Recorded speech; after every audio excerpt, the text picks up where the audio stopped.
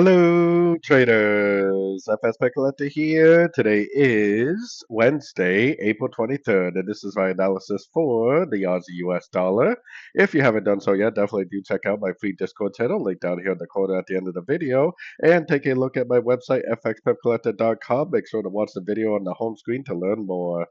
So, anyways, Aussie US dollar did end up making a really strong push up in the Asian session last night. I mean, we really can't deny that the daily is definitely still in an uptrend. There's really no evidence of a pullback yet. I still think this is either a wave A or wave one, and most wave A's, wave ones end after a structure break. So we definitely are in the zone where we could make a pretty significant pullback for a big old wave two. But there's definitely not really any signs of that yet. So on the shorter time frames, what I have here is I got my Fibonacci retracement on this move down right here, which definitely did break structure. So if this move up right here is actually a correction to this move down, then it will definitely turn at a fib level. We are at the 78% right now, so if it does turn at this level, making a golfing move down, then I think it would make for a really good short.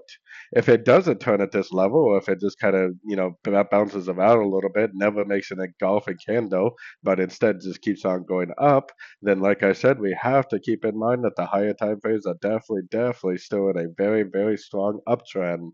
And more times than not, if we are trading against the trend on the shorter time frames, we do end up regretting it. So just keep in mind that we should primarily still be looking for longs, but with this breaker structure on the 1 hour, you would kind of expect to see a lower high and then see a push to the downside.